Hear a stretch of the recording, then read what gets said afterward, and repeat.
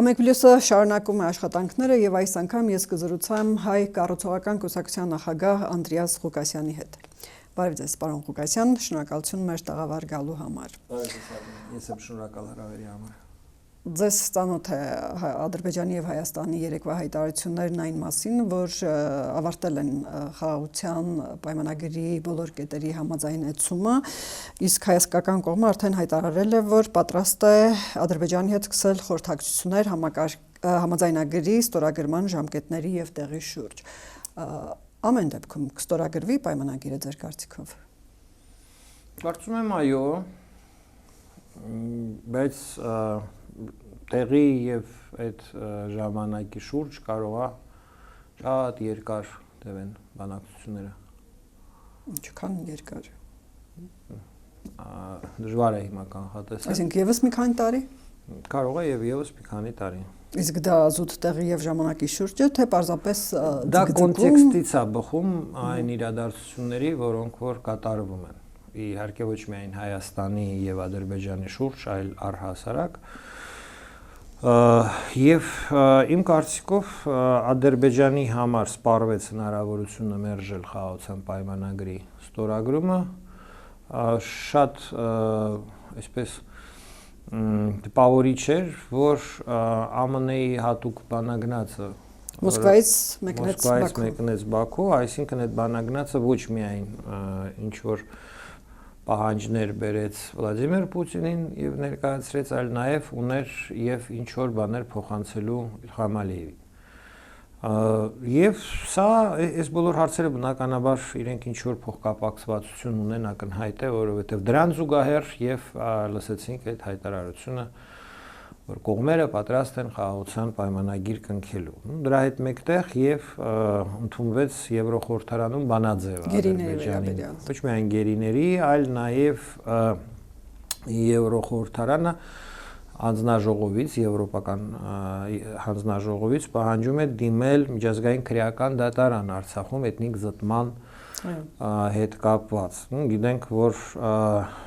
պահանջներից մեկն էր Ադրբեջանի կողմից հետ վերցնել հայցերը դատարաններից, մասնավորապես Հաագայի դատարանից, ազգային խտրականության կոնվենցիայի հիմքով Հայաստանը ներկայացրել էր բողոք Ադրբեջանի դեմ, Ադրբեջանը հանդիպակաց բողոք էր ներկայացրել։ Մի խոսքով ինչ որ տեղաշարժներ են կատարվում, հարցես թե կարելի է այսպես մեկնաբանել Փաշինյանին այս քաղաքական կոնտեքստում հաջողվում է առհասարակ իր վրայից հանել Արցախի խնդիրը եւ ոնց որ թե Եվրոպական միությունը փորձում է այդ խնդիրը վերցնել իր ձեռքը, այսինքն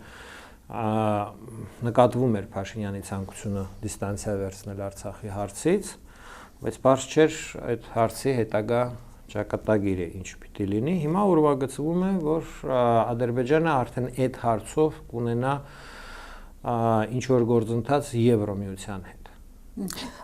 Մի փոքր ավելի կոնկրետացնեք ձեր այն միտքը, որ ձեզ թվացել է, որ Ադրբեջանը կամ դուք համոզված եք, որ Ադրբեջանը արդեն չունի չստորագրելու այդ հնարավորությունը, արդեն մանևրելու եւ հետաձգելու հնարավորությունը։ Հավանաբար, եթե արդեն պահանջում են Ամերիկայի բանագնացը, որ գնացել է, Եվրոպան է պահանջում, Ամերիկանը ինչու չունի այդ հնարավորությունը, չէ՞ որ արդեն 4-5 տարի էլ հաջողությամբ ուներ դա։ Դե պայմանագիր չստորագրելը դա պատերազմի հնարավորություն պահպանելու քաղաքական հնարավորություններ, հավանաբար այդ հնարավորությունը այլևս իրագործելի չի Ադրբեջանի համար, պատճառը ինչի իրագործելի չի, անհնար է չկապել ԱՄՆ Ռուսաստան ընթացող գործընթացների հետ եւ իմ կարծիքով այդ առումով ես նկատի ունեի, որ սպառվել է այդ քաղաքականությունը պահել Հայաստանը ոչ խաղաղություն, ոչ պատերազմ վիճակով եւ ունենալ ուժ գործադրելու գործիքը, այսպես ասած, ձեռքերում։ Երևի մեր տարածաշրջանը կանգնելու է մեծ փոփոխությունների առջև եւ այդ փոփոխությունների կոնտեքստում արդեն նման քաղաքականությունը լիովին անհնար է։ Մենք տեսնում ենք Թուրքիայում ֆունդամենտալ նշանակության գործընթաց մեկնարկեց քրդական բանվորական կուսակցության առաջնորդը բանտից դիմեց իր կուսակիցներին, դա եւս տեկտոնիկ նշանակության ըստ տարբեր փորձագետների փոփոխություն է, որովհետև երկու հարց, որը որ ակնհայտորեն խոչընդոտում էին Թուրքիայի եւ Եվրոմիության օրակարգին, դա ցեղասպանության ճանաչման հարցներ եւ քրդերի հետ քաղաքացիական պատերազմի հարցներ։ Եթե տեսնում ենք, որ այդ հարցերում Թուրքիայի իշխանությունները գնում են ինչ որ փոփոխության, դա նշանակում է, որ աշխարհ-քաղաքական դասավորությունը կտրուկ փոխվել է։ Ցեղասպանության հարցում Թուրքիան ինչ որ փոփոխության է գնացել։ Չի գնացել, բայց ինձ թվում է այդ երկու հարցը, որոնք որ մենք տեսնում ենք քրդերի հետ կապված հետնահանջ եւ տեսանք, որ ըստ էության Թուրքիան իմ կարծիքով ուղարկեց իր լրատվամիջոցները լուսաբանելու, դիմել է Հայաստանը, այո, վարչապետի Հայաստանի այդ հարցազրույցը, ասուլիսը, թե ոնց դա անվանել, մի խոսքով այդ ամբողջը վկայում է, որ Հայաստանի հետ նույնպես Թուրքիան քայլ է անում հարաբերությունները բարելավելու, ոչ միայն քրդերի հետ։ Նիկոլ Փաշինյանն այդ հարցազրույցի ժամանակ ասաց, որ ես չեմ կարծում, որ Եվրոմիության պահանջը Թուրքիային ճանաչել հայերի ցեղասպանությունը կարող է փոխվել։ Պահանջը կմնա, Թուրքիան կճանաչի։ Դե մի պահ, եթե ենթադրենք, որ Ռուսաստանի գործոնը այլևս չկա, ենթադրենք։ Թուրքիայի համար Եվրոմիության հետ հարաբերությունները դառնում են նոր անհրաժեշտ ռազմավարություն, որովհետև Թուրքիան փորձում էր վերջի տարիներ կառուցել հակառակ Եվրոմիության ինչ որ քաղաքականություն հենվելով Ռուսաստանի Դաշնության վրա եւ այս կամ այն չափով համագործակցելով այդ թվում եւ ռուսական միջնորդությամբ Իրանի հետ։ Եթե հիմա գնում է այսպես ասած քաղաքական քարտեզի արմատական վերանայում եւ Ռուսաստանի Դաշնությունը այլևս ոչ Սիրիայում չկա, հավանաբար եւ Հարավային Կովկասից կարող է դուրս գալ, իհարկե Թուրքիայի ռեսուրսները հակադրվել Եվրոմիության այստեղ նվազում են եւ Թուրքիան ստիպված կլինի նոր ռազմավարության ինչ որ տարբերակ մանգալ։ Ես դրանով եմ բացատրում այն փոփոխությունները, որը որ ասացի, քրդերի հետ պատերազմը դա հնարավորություն էր Թուրքիային, այսպես ասած, մերժել եվրոինտեգրման գործընթացը, նաև հայերի ցեղասպանության մերժումը նույնպես դա պատնեշ էր Թուրքիայի Եվրոմիության հետ ավելի սերտ համագործակցելու եւ նույնիսկ Եվրոմիության անդամ դառնալու այդ Իսկ Թուրքիան մեծ հաշվով ունի ցեղասպանությունը ճանաչելու խնդիր այն դեպքում, որ գործող իշխանությունները հայտարարում են, որ այն իրենց արտաքին քաղաքականության առաջնահերթություններից չի, իհարկե օրակարգում է, բայց առաջնահերթություններում չի։ Կարևոր է մեզ համար, որ եւ ոչ միայն Թուրքիայի կողմից, այլ ընդհանրապես աշխարհի կողմից։ Անկոտրուն, հա, տենց են ասում վարչապետին, անկոտրուն վարչապետը չգիտեմ ձեռք վերեց ցեղասպանությունը ժխտողի, այսպես ասած, դիրք եւ հասկանում ենք բոլորս, որ դա իր էլեկտորատի համար բացասական էլեկտորալ իր կարողությունների վրա ազդող հետևանքներ կունենա։ Բացասական, այո, բայց իմ կարծիքով այստեղ նշանակություն չունի ինչ է մտածում անկոտրուն վարչապետը։ Նշանակություն ունի ինչ է հարկավոր Թուրքիային, որպեսզի ինքը կարողանա վերականգնել իր հարաբերությունները Եվրոմիության հետ, եթե ստեղծվել է իրավիճակ, որտեղ ինքը այլընտրանք չունի։ Իսկապես այնպիսի իրավիճակ է, որ Ռուսաստանը ստիպված կամ կամովին Ռուսաստան չասենք հեռանում է այս տարածաշրջանից, բայց թուլանում է դիրքերը տարածաշրջանում։ Իմ կարծիքով ժամանակը դա ցույց կտա, բայց բավականին արագ են ընթանում այդ գործընթացները։ Ռուսաստանի Դաշնությունը շատ խրվեց Ուկրաինայում այդ պատերազմի մեջ, մեծ կորուստներ ունեցավ, նյութական, մարդկային եւ այլն, եւ այլևս այդ պատերազմը տանել իր համար անհնար էր, այսինքն հարկավոր էր հրադադար։ Եվ հիմա Այս միգուցե ժամերին, այս օրերին այդ հարցը պիտի իր լուծումը ստանա, որովհետև Ուկրաինան իր կողմից քայլ արեց, Կուրսկի մարզից դուրս բերեց իր զորքերը։ Իր կողմից քայլ արեց, թե Ռուսաստանը ստիպեց, չէ՞ որ հակահարձակում եղավ Իմ Ռուսաստանի կարծիքով կողմից։ ԱՄՆ-ն ստիպեց, որովհետև դա շատ ակնհայտ է, ԱՄՆ-ն դադարեցրեց օգնությունը, դադարեցրեց հետախուզական տվյալների տրամադրումը, երբ որ ուկրաինական զինված ուժերը որոշեցին դուրս գալ Կուրսկից, այդ ժամանակ այդ ամբողջը հետ վերանայվեց, այսինքն այստեղ հավանաբար դա եղել է նախապայման Ռուսաստանի կողմից եւ ԱՄՆ-ն այսպես ճնշեց Ուկրաինայի իշխանություններին, որպեսզի այդ նախապայմանը կատարվի։ Ինչի նախապայման։ Դուրս բերել զորքերը։ Ինչի հրադադարի նախապայման։ Բայց տեսեք, Կուրսկ գնաց Ռուսաստանի նախագահ Վլադիմիր Պուտինը եւ ինքը եւ իր մամուլոք քարտուղարը հետո հաջորդերից իրեն հայտարարեցին, որ Կուրսկ արագ հետ բերելու, նաեւ պատերազմը ընդհանրապես շուտ հաղթելու մասին հայտարարություններ են անում, շուտապույտ հաղթելու մասին, իսկ դուք ասում եք ցանկություն ունի դադարեցնել, հրադադար։ ԱՄՆ-ի բանագնացը դեպքում ինչ պիտի Կրեմլում 3 գիշերը հանդիպում ունենար Պուտինի հետ, եթե իրենք մտադիր են կռվելու։ Չէ, երեխաներ չեն, ոչ մեկ Արմինե եւ այս հարցերը իհարկե իրենք դա սիրողական չեն։ Եթե Ռուսաստանը մտադրություն ունի ավարտել պատերազմը, այդ դեպքում այդ ամբողջ թատրոնը ում է պետք։ Շատ լավ։ ԶԼՄ-ներին հուշկու Ռուսաստանի Դաշնությունը աշխարհին հանրությանը նաև այլ պետություններին մեզ ինչ որ բաները, չէ։ Իմ կարծիքով այդ որոշումները արդեն ավելի լայն նույնիսկ որոշումների համատեքստում ընդունված են։ Ես միշտ համոզմունք եմ ունեցել, որ Ռուսաստանի հետ ԱՄՆ-ի օրակարգի գլխավոր հարցը միջուկային զենքի կրճատումն է։ Դա նաև ԱՄՆ-ի համապատասխան ռազմավարական փաստաթղթերում է գրված հրապարակային։ Ռուսաստանը երկար տարիներ, սկսած Մյունխենի հայտնի Պուտինի այդ ելույթից, հրաժարվում էր շարունակել միջուկային զենքի կրճատման գործընթացը եւ ես ենթադրում եմ, որ հիմա պայմանները այնպիսին են, որ ինքը ստիպված է դրան համաձայնվել։ Մյուս փաթեթ պահանջը, այսպես ասած, ԱՄՆ-ի Ռուսաստանին ուղղված է եղել Մոլդովայից, Աբխազիայից, Հարավային Օսիայից զորքերը դուրս բերելու, երբեք չի հնչեցվել Արցախի հարցում որևէ պահանջ, բայց գիտեք, որ Մինսկի խմբի համանախագահների սեղանին միշտ դրված է եղել միջազգային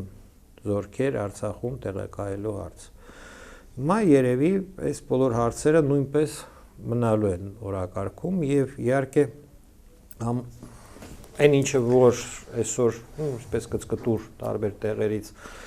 հրապարակային տիրույթում կա, կարելի է ենթադրել, որ կա համաձայնություն ԱՄՆ եւ Ռուսաստանի միջև 50%-ով կրճատել միջուկային զենքը։ Հիմա իրենցից յուրաքանչյուրը 6000 միավոր մոտավորապես ունի, որը որ 5-6 անգամ ավել է, քան մյուս պետությունները, Չինաստանը, Ֆրանսիան,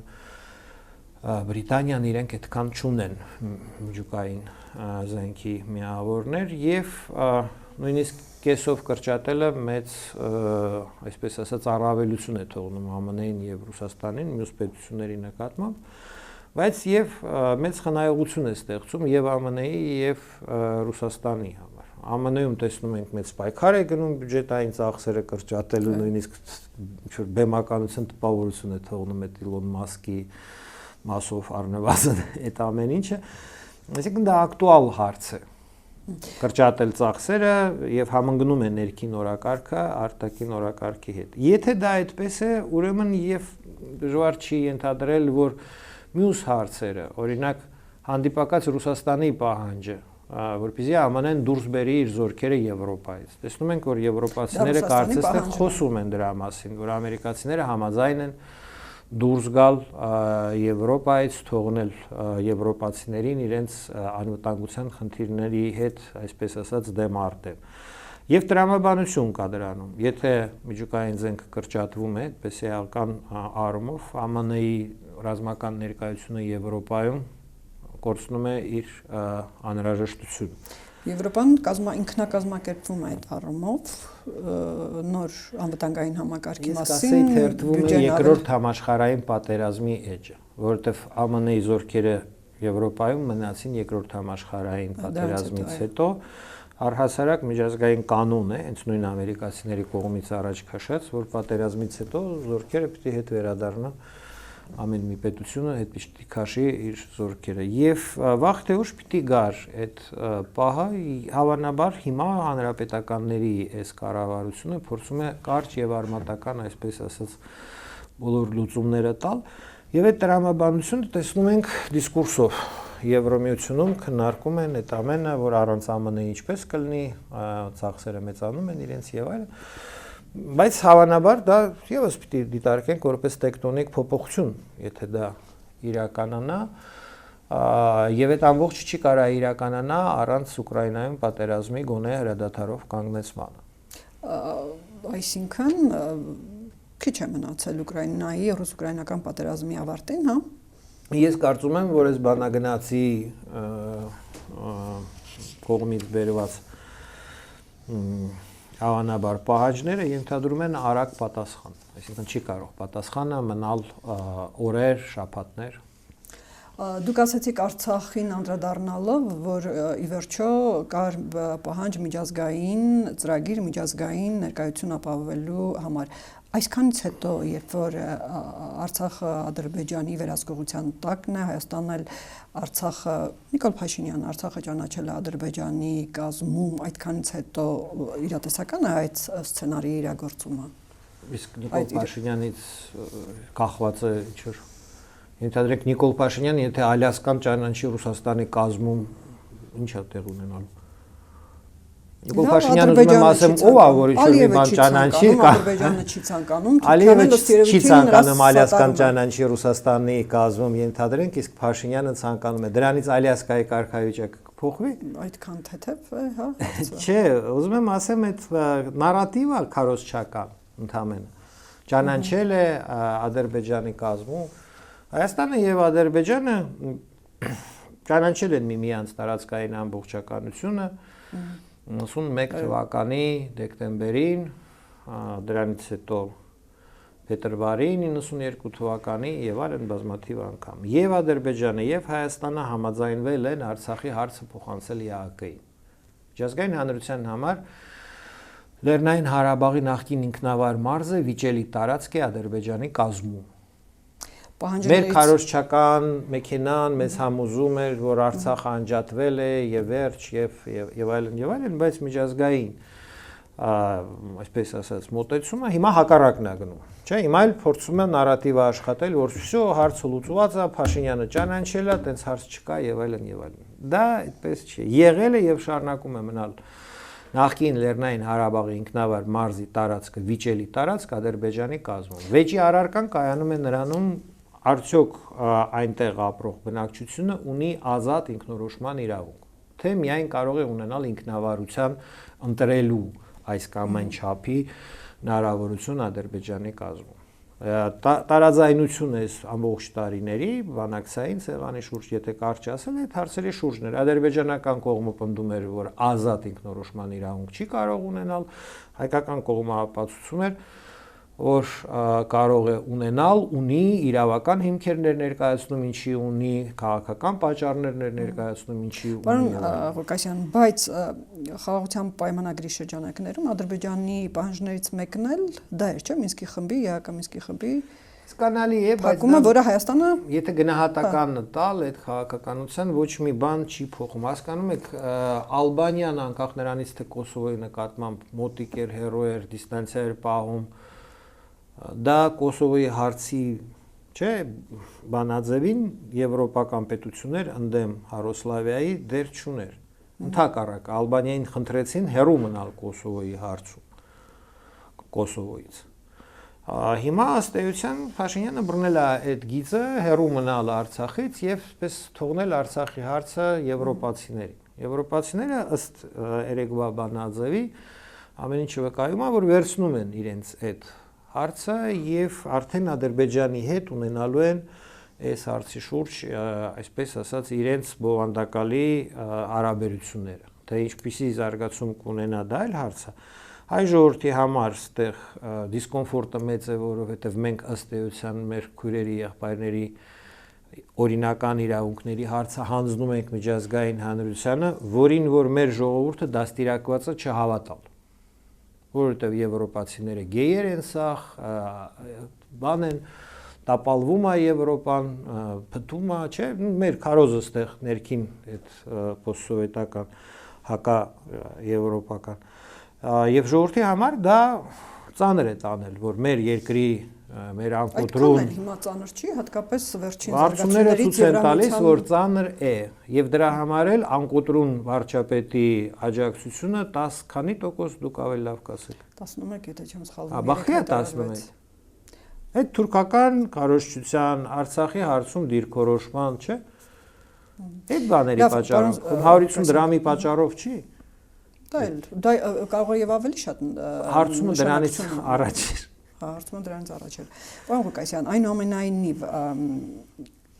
համաձայնեցրել են կետերը, չունեն կարծեք թե առարկություն, պատրաստվում են ստորագրել, եթե իսկապես կստորագրել, ինչպես է ամեն դեպքում, որ Ադրբեջանը այդպես հեշտ կհանձնվի, իրենք դեռ եւ Ալիևի ասացի մեջ էր, որ ստորագրումը կլինի սահմանադրության փոփոխություններից հետո, այսինքն էշ միսատկի գարուն կգա տրամաբանության։ Բայց եթե Եվրոպան ստիպում է, Ամերիկան ստիպում է, Վիտկոֆը այդ ամերիկացի բանագնացը Ռուսաստանից միանգամից գալիս Ադրբեջան ստիպում, իրենց ցանկությունը ո՞րն է, իրենք պահանջում են Ադրբեջանից, որ Ադրբեջանը համաձայնություն տա Լեռնային Ղարաբաղի նախկին ինքնավար մարզի տարածքը հանձնել միջազգային հսկողության տակ։ Եվ համաձայնվել, որ այնտեղ տեղակայվեն միջազգային զորքեր։ Ինչին է պետք միջազգային հանրությանը դա։ Դե պետք է, ես ինչ իմանամ։ 30 տարի դա են պահանջում Արմինե ջան։ 30 տարի միջազգային այդ տարածքը ինչ որ կարևոր է, թե զուտ ելնելով այդտեղ բնակվող ժողովրդի շահերից միջազգային իրավունքից մարդու իրավունքները պետք է պաշտպանել համատարած եւ ամենտեղ գոնե Թրամփն էլ է այսպես ասած բանի վրա, հա, այդ հրապարակային տիրույթում հակառակ դեպքում կբլվի այս գոյություն ունեցող աշխարհակարգը։ Տպավորություն կարա ստեղծի, որ Տրամփը թքած ունի մարդու իրավունքների վրա, բայց դա քիչ այդքան էլ այդպես չի։ Տրամփը իմ կարծիքով շատ ուժեղ PR թիմ ունի, այն իմաստով, որ իրենք կարողանում են հնչողություն տալ հարցերին իրենց ուզած, այսպես ասած, անկյան տակ։ Գրինլանդիայում պիտի լինեին ընտրություններ, ես եւ դուք դրա մասին չգիտեինք, մենք չգիտեինք Դանիայի հետ Գրինլանդիայի հարաբերությունները, որ այնտեղ Գրինլանդիայում անկախական շարժումներ կան եւ այլն։ Եվ այս իրենք բոլորը գիտեն դրա մասին։ Եվ անցյալ կիրակի տեղի ունեցան ընտրությունները հաղթեցին անկախության կողմնակից կուսակցությունները, այսինքն այդ Տրամփի ամբագորգոր հայտարարությունները, որ Գրինլանդիան միանա ԱՄՆ-ին, հենված էր Գրինլանդիայի ներսում քաղաքական իրավիճակի գնահատականի վրա, որ սեպարատիստական, այսպես ասենք, անջատողական ուժերը ավելի հասարակության մեջ ամուր դիրքեր են գրավում եւ այդ երկրում, ոնց որ ասած, այդ հարցը ակտուալ է Դանիայից։ Ամեն դեպքում գանք պայմանագրի այդ շրջանակներում եւ մեր տարածաշրջանում Երևանի ասեմ, բայց ինչ թատրոն չէ սարքեց Տրամփը Գրինլանդիայի շուրջ, էլի։ Ինչ թատրոն է դեռ։ Տրամփի թատրոնը դեռևս շարունակվում է համաշխարհային։ Հələ չգիտենք ինչ թատրոն կգա մեր գլխին, էլի։ Ամեն դեպքում Հայաստանը համաձայնեց դեռևս չհամաձայնեցված երկու կետերին ու ով կզարմանա դրանում։ Հայաստան ասած անկոտրուն վարչապետին նկատի ունեք, ինքը ոնց որ թե ամեն ինչի հետ համաձայն էր շատ վաղուց։ Բայց դա այն ինչը որ համաձայնեցվեց, դրա մասին վաղուց ակնարկներ գնում էին ամիսներ շարունակ։ Դե այսինքն այդտեղ համաձայնեցման խնդիրը չէր, այլ խնդիրը այն էր, որ առհասարակ չէր կարող այդ պայմանագիրը ստորագրվել։ Եթե մենք հիմա այդ հարցին անդրադառնանք, անկոտրուն վարչապետի դժբախտ ճակատագիրը, չէ՞, անկոտրուն վարչապետը 19 թվականին դարավ մեծն հայոց վարչապետ, ամբողջ իշխանությունը վերցրեց իր ձեռքը, ժողովրդի, այսպես ասած, մանդատը, չէ, 18 թվականի դեկտեմբերին։ Դեկտեմբերին, ընտրություններով։ Ընտրություններով, իհարկե, մինչև այդ ինքը նշանակված էր հանրապետական կուսակցության կողմից եւ կարելի է ասել իր ներկայացուցիչներ խորհրդարանում, չէ։ Գլխավորում էր ազգային համերաշխության կառավարությունը։ Ով էր ընտրել անկոտրուն վարչապետին։ Դաշնակցությունը, Բարգավաճ Հայաստանը եւ որոշ հանրապետականներ։ Եվ որոշ հանրապետականները։ Այդ այսպես ասած ֆորմատը չէր տալի ակնհայտ է անկոտրուն վարչապետին այսպես իր երանդը ամբողջությամբ ներդնել Հայաստանի ներքին եւ արտաքին քաղաքական հարցերում, իսկ 18 թվականի դեկտեմբերից հետո արդեն դա քաղաքացիական պայմանագիր իմ քայլը դաշինք, չէ, Մեսրոպ Արաքելյանի գլխավորած ոնց էր այդ կուսակցությունը ապրելու երկինք, ոչ, ապրելու երկիր հետո ստեղծվեց մի խոսքով այդ երկրորդ կուսակցությունը իմ քայլը դաշինքի, չէ, հուշկու դաշինք էր այո եւ այդտեղից արդեն գնաց այդ քաղաքականությունը, որ ինչ որոշեց իմ կարծիքով անկոտրուն վարչապետը ինչի մենք զբաղվենք Արցախի հարցով եկեք Արցախի անվտանգության հարցը հանձնենք Ռուսաստանին թող ռուսական զորքերը գան կանգնեն եւ այլն դա դեմարշ էր ԱՄՆ-ի Ֆրանսիայի դեմ որոնք որ նման լուծման հետ համաձայն չէին թե չէ դա կիրականացվեր շատ մինչեւ այս կոտրուն վարչապետի այդ գալը մինչեւ իրացնվելը նույնպես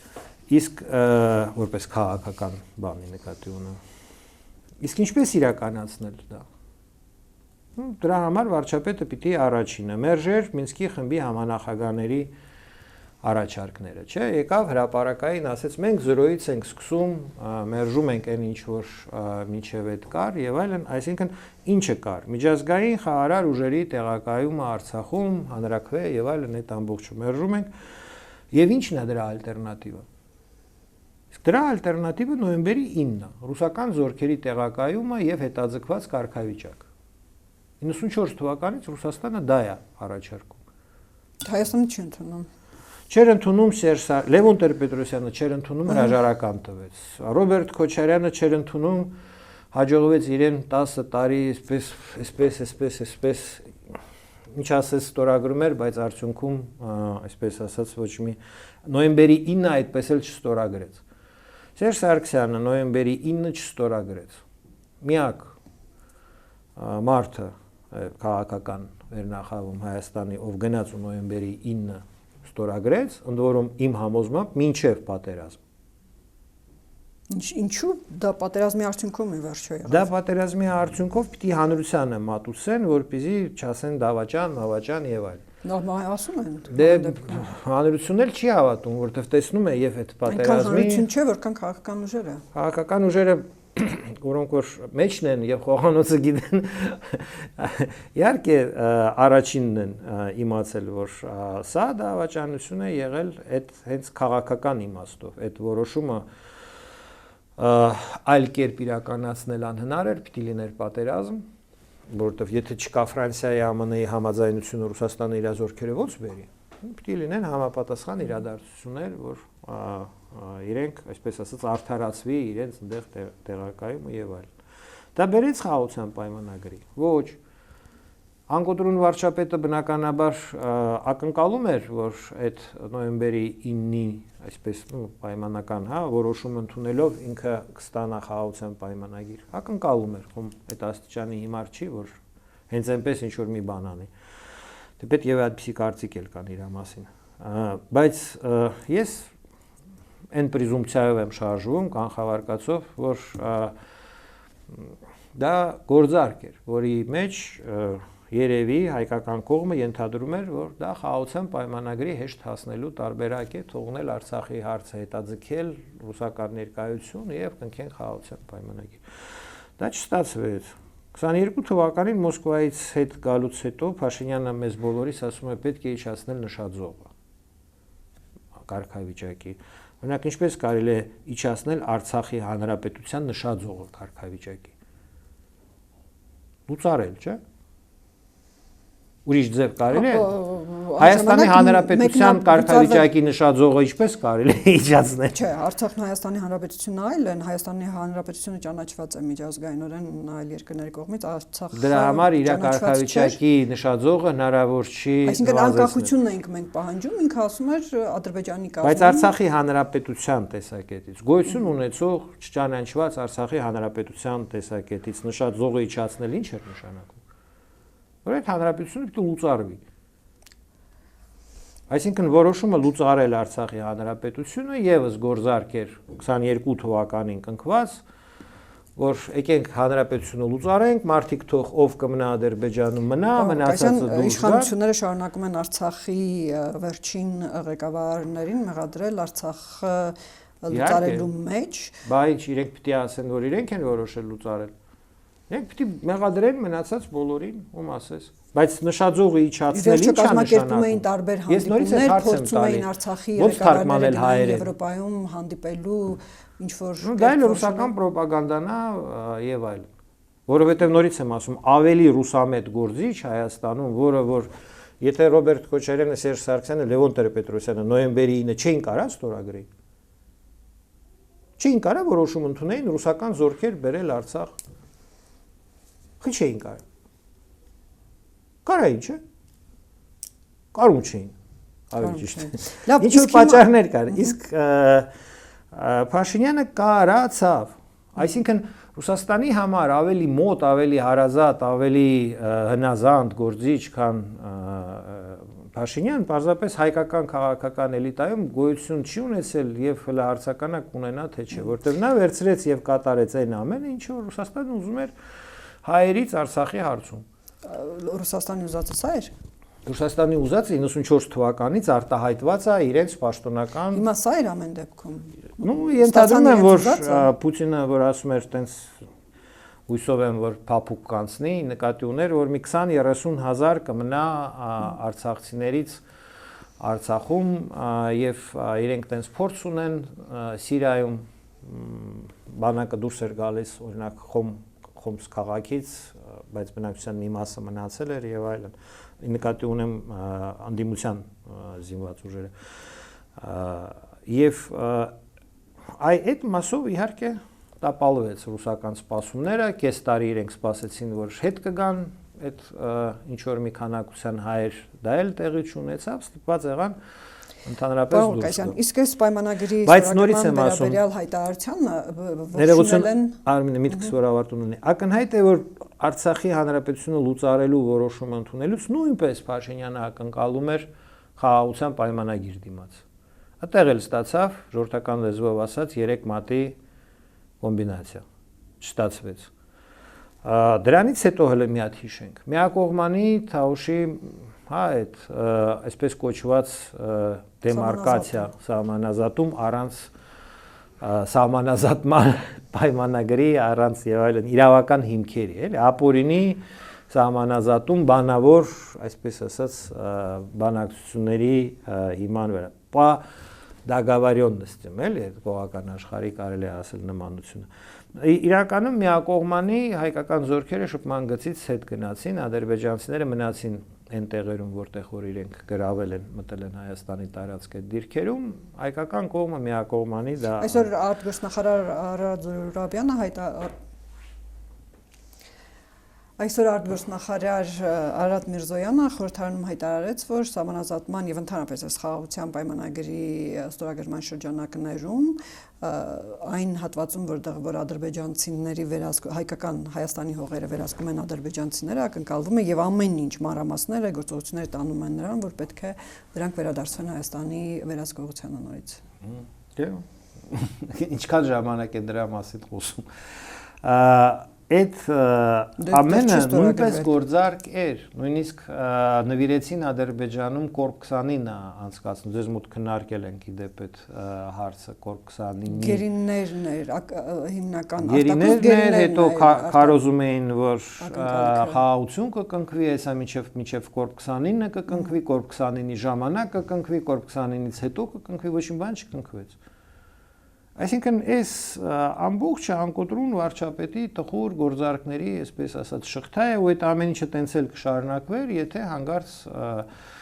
ինչ որ այդ ռուս-ամերիկյան ավելի բարձր, հա, տեղերում, այդ առումով ինձ համար իրավիճակը նման է 91 թվականի, այսպես ասեմ ձեզ, հուլիսին, երբ որ հələ մարդիկ Հայաստանում ապրում են, խորհրդային Հայաստանում պայքար էր գնում եւ այլն, մյուս, բայց խորհրդային միության փլուզման մասին ոչ մեկ նույնիսկ չէր կարա այսպես առարկայական մտածեր, խոսար կամ հիմք դրա համար։ Հավանաբար մենք ինչ որ նմանատիպ աստիճանի արմատական փոփոխությունների ժամանակահատված ենք մտել, երբ որ մոտակա մնակարճ ժամանակում այդ արմատական փոփոխությունները արդեն ի հայտ կդառնան եւ հասանելի կլինեն բոլորին։ Ինչ փոփոխություններ ըստ Դե իմ կարծիքով ռուսական այսպես ներկայությունը նախկին խորհրդային միության հանրապետությունների տարածքում ստեղծված նոր պետություններում պիտի ԱՄՆ-ի պահանջով հիմա վերանա։ Այսինքն եւ Պրիդնիստրովիայից, եւ Աբխազիայից, եւ Հարավային Օսիայից, եւ Հայաստանից ռուսական զորքերը պետք է դուրս գան հավանաբար։ Դա փոխկապակցված է։ Եթե ամերիկյան զորքերը դուրս են գալիս Եվրոպայից, ռուսական զորքերը պետք է դուրս գան այդ տեղերից, որ իրենք կային, որովհետև մեկը մեկի դիմաց էր, ոնց որ չէ, դրամաբան։ Պարոն Ղուկասյան, իսկ մենք տեսանք այդ հայտարարություններից, Ադրբեջանի ու Հայաստանի հայտարարություններից հետո եվրոպական գրեթե բոլոր երկրները, ամեն դեպքում կարևոր երկրները ազդեցիկ ողջունեցին եւ ակնկալեցին, որ պետք է ստորագրվի, կոչ արեցին նաեւ Ռուսաստանի եվրոպական խորհրդարանում բանաձև ընդունեցին միջազգային քրեական դատարան դիմելու մասին, չէ՞։ Եվ ողջունեցին, որ Հայաստանը հերո է կանգնում Արցախի հարցից, որովհետև այս ամբողջ պատմությունները, որ մենք ենք քննարկում, իրենք էլ գիտեն, եւ մեր անկոտրուն վարչապետի վերաբերյալ ունեն սեփական գնահատականները, չէ՞։ Եվ իրենց տեսակետից ինչքան Հայաստանը հերո Արցախի հարցից, այդքան լավ։ Չունենք Ռուսաստանի արձագանքը, ընդհանրապես մինչև մեր այս հարցազրույցի տեսագրումը կար Ռուսաստանի արձագանքի բացակայությունը արձագանք է։ Ինչ արձագանք։ Որ իրենք դեմ են։ Այսինքն հաճելի չի իրենց այդ ընթացքը, բայց հիմա Ռուսաստանը առհասարակ իհարկե իրենք ասեն մենք շատ կարևոր հարցերով ենք զբաղված, այդ բանագնացը նոր եկավ, գնաց մտածում ենք, այս ինչա բերել սեղանին դրել։ Եվ ժամանակը շախմատի պես Նիկոլ Փաշինյանն ու Պուտինը ընդհանրապես, բայց հայտնի չի ինչ են խոսել։ Խոսել են Նիկոլ Փաշինյանն ու Պուտինը, քիչ առաջ տեղեկություն ստացվեց, բայց այդ մասին են խոսել, բայց ինչ կարծիք են հայտնել, դեռևս մենք չգիտենք, կավայև չիմանանք։ Մենք նույնիսկ ուշ իմացանք նրա մասին, որ ԱՄՆ-ի բանակցածը հանդիպել է Պուտինի հետ, չէ՞։ Ռուսները երկար ժամանակ չգիտեին։ Բանակցածը Բաքվում էր, բայց դեռ չգիտենք Պուտինի հետ հանդիպել է, եւ իրենք չգիտեին ինչ անեին։ Ասեին եկել է, հանդիպել ենք, ասել չէ, չէ։ Դե որովհետեւ պիտի պատասխան տան այնտեղ իրենց ներկայացրած, չէ, պահանջներին։ Հայը, չէ, ու դա շախմատի են հացողները, որ նստած են, քայլանում են ու սխմում են ժամացույցը, չէ։ Հետո մյուսն է քայլանում, սխմում է ժամացույցը։ Այդ միջազգային օլիմպիական կանոնների տեսակետից այդ խաղդել նույն կանոնով է։ Ով որ քայլանում է, սխմում է ժամացույցը, դիմացինի համար սկսում է ժամանակը արդեն աշխատել եւ հավանաբար դա նորից եմ ասում, երկար չի կարա լինի, պիտի ինչ որ հանգուցալուծումը Ինչ հանգուցալուծում կարող է լինել Հարավային Կովկասում, հայ-ադրբեջանական հարաբերություններում, ապա շրջափակման դեպքում դեր կարծիքով։ Դե Ադրբեջանի ռազմավարությունը ես հասկանում եմ այնպես, հնարավորինս վնաս պատճառել Հայաստանին։ Դե խաղաղության ցանկություն Ալիևի ռեժիմը հայերի հետ չունի, ռազմավարական նպատակը Հայաստանը միշտ պահել ճնշված տնտեսապես, սոցիալապես, հոգեպես, ծանր վիճակում։ Ձեր ներկայացմամբ կարծեք թե այդ փուլը անցնում ենք, հա, Ադրբեջանը այլևս խաղաղության պայմանագիրներից խուսափելու հնարավորություն չունի։ Դե եթե հա իրենից պահանջում են ինչ որ գործողություններ, մենք ստիպված է լինելու, չէ, գնահատել իր կարողությունները։ Եթե Ռուսաստանի Դաշնությունը այլևս չի կարող Ադրբեջանին աջակցություն ցուցաբերել ՄԱԿ-ի անվտանգության խորհրդում, ենթադրենք։ Բանագնացի բերած թղթում գրած է, որ վետո Ադրբեջանի հարցում Ռուսաստանը ել չի դնի։ Բացի Ռուսաստանից Դուք ծանոթ եք բանագնացի բերած։ Ես ենթադրում եմ, փիլիսոփայում ենք հիմա, ազատ բան, ենթադրենք տեքստում գրած է, որ Ռուսաստանը պարտավորվում է, որ Արցախի հարցով անվտանգության խորհրդում վետո չի դնի։ Էլով ունի հարազատ Ադրբեջանը այնտեղ։ Ֆրանսիան, Բրիտանիան, Չինաստանը, Բրիտանիան։ Միգուցե, չէ՞։ Վետո կդնի Արցախի հարցում։ Չեմ կարող ասել։ Դժվար է ասել։ Դժվար է ասել։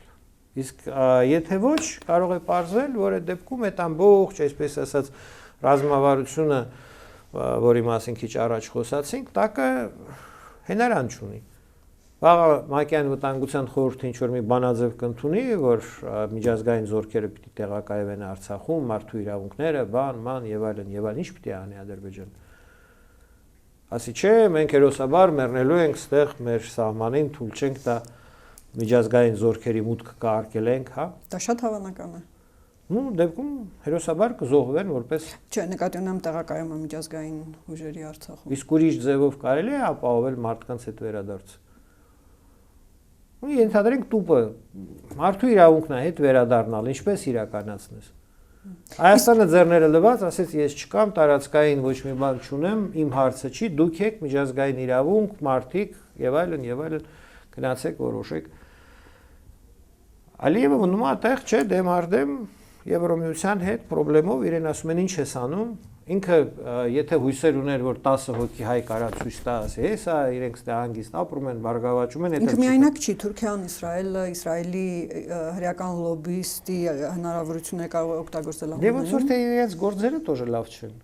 Ում։ Այդ իսրայելական լոբիստների Արա գործերը լավ լիներ, Գազայում կարողանային ինչ որ, չէ, այլ վիճակի հասնել։ Իրենց պարտադրեցին այնտեղ խաղաղություն։ Իրենք ցանկանում են շարունակել պալեստինցիներին սպանել, որովհետև չէ, իրենց մոտ էլ ռազմավարությունը որքան շատ վնաս պատճառել Պալեստինի ժողովրդին, այդքան նման է Ադրբեջանի քաղաքականությանը։ Իսկ որքան եք հավատում կամ իրատեսական համարում այն հանգամանքը, որ Թուրքիային ձեռնտու է ադրբեջանական հարաբերությունների կարգավորումը, որի վերջո ինքն էլ կարգավորի եւ Նիկոլ Փաշինյանը նույն թուրք լրագրողների հետ հանդիպման հարցազրույցի ժամանակ ասաց, որ դա ժամանակի հարց է, կարգավորումը հայ-թուրքական հարաբերությունների։ Հայ-թուրքական հարաբերությունների կարգավորումը, քուրդ-թուրքական հարաբերությունների կարգավորումը նախապայմանն է Թուրքիայի Եվրոմիության անդամության համար։ Եթե Թուրքիան հետաքրքրված չէր Եվրոմիության անդամությունով, ապա եւ հայերի հետ պետք էր շարունակել քաղաքականություն ճնշել հայերին մինչև վերջ եւ քրդերի հետ պետք էր շարունակել քաղաքականություն ճնշել քրդերին մինչև վերջ, չէ՞։ Խաղաղ ապրելու հակառակ քաղաքականությունը ո՞րն է, ճնշել մինչև վերջ։ Եվ եթե մենք տեսնում ենք, որ Թուրքիան հետ է կանգնում դրանից, դա ինչի մասին է, հենց դրա համար ես ասում եմ, որ այդ ամեն ինչը վկայում է արմատական փոփոխությունների մասին։ Որը կարծեք թե ձեր խոսքերից ես դատեցի, այնքան էլ ողբերգական կարող է չլինի Հայաստանի համար, ինչպես իրականությունը թվում է։ Մենք սովորենք, որ միշտ լինի, չէ՞։ Նո, անկոտրուն վարչապետի եւ իր թիմի համար կարող է ողբերգական լինի։ Որովհետև իրենք ապրում էին ողբերգական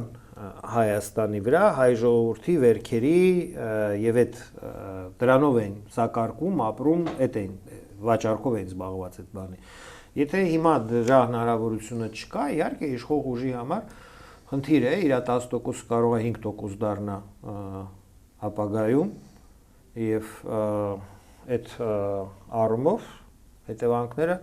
մի օր մեկը կհարցնի պատասխանատվություն, չէ, այդ բոլոր ընդունած որոշումների հաղալիք չի, չէ, 4000-ից ավել, 4200 զոհվածները եւ անհայտ կորածները Հայաստանի եւ Արցախի կորուստները 44-օրյա պատերազմում, այդպես մնալու է անհետևանք։ Չէ, կանգնելու են մարդիկ դատարանի առջև, որ դե այդ պատերազմը խի եղավ, պիտի պատասխան տան, խի եղավ այդ պատերազմը։ Ալիևը ուզեցավ հարձակվեց, Ալիևը ինչ ուզում անում է այս մոլորակի վրա, այդպես չի, հիմա այդ հարցերը, այսպես ասած, պիտի շարադրված լինեին ազգային ժողովի հանձնաժողովի չէ զեկույցում իրենք Անդրանիկ Քոչարյան շրջանցեց, բան կլորացրեց, բայց էլի այդ զեկույցը մի այնպեսի բան է, որ մինչև հիմա չեն կարող հրապարակել, էլի։ Չէ՞։ Խոստանում են շուտով։ Ինչքան են խոստանում։ Ինչքան վաղ է խոստանում են։ Երկար ժամանակ է, բայց այս մի խոստման ժամկետը քիչ է։ Չէ՞, որ։ Չէ, այս անգամ ապրիլին, եթե չեմ սխալվում, գարնանը։ Դե ապրենք, տեսնենք։ Շնորհակալություն, պարոն Ղուկասյան։ Հիշեցնեմ, որ Ամեկ Պլյուսի տաղավարում էր հայ կառուցողական կուսակցության նախագահ Անդրեաս Ղուկասյանը։